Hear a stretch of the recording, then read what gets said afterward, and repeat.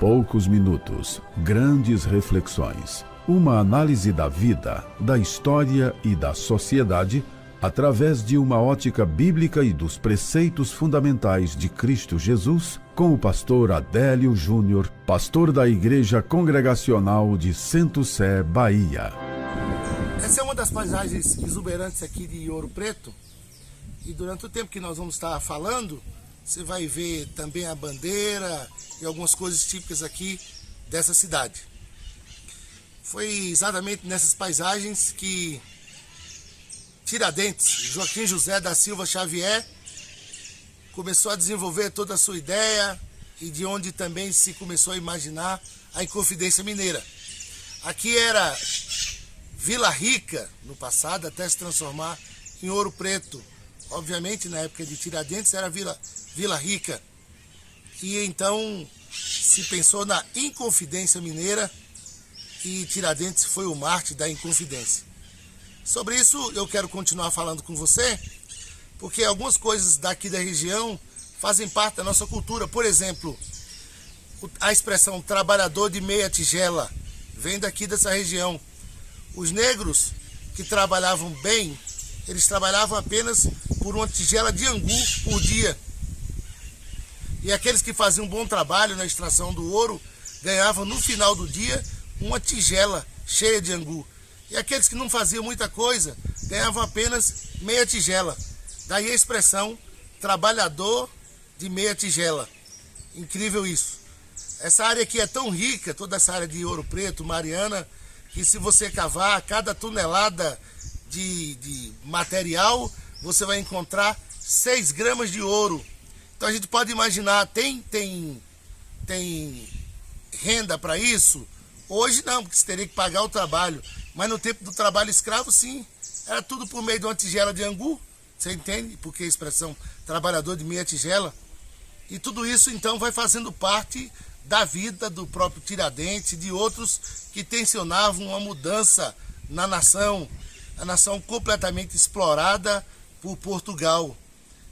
As várias bateias de ouro que daqui saíam, né, um quinto da produção do ouro iria para Portugal.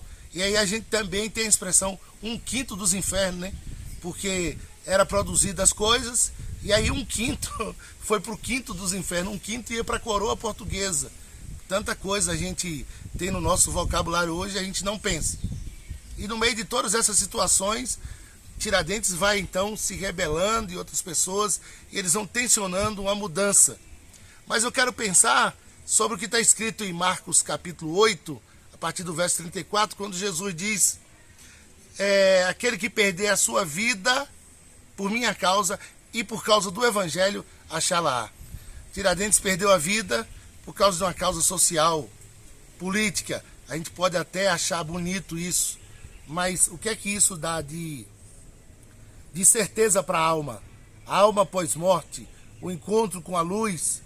E aí aqui nessa cidade você tem um civismo, toda aquela situação que a gente olha e diz, poxa, realmente foi uma grande luta para se alcançar as coisas, mas isso não tem fruto para a vida eterna.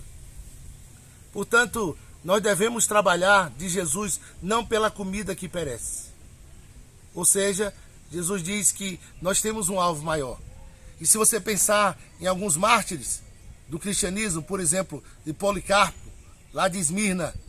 Policarpo estava aos 86 anos, ele não estava o tempo todo ali em busca, como Tiradentes, de uma mudança real, vamos assim dizer, na política, na questão da escravatura, mas o contexto era, ele estava padecendo por Cristo.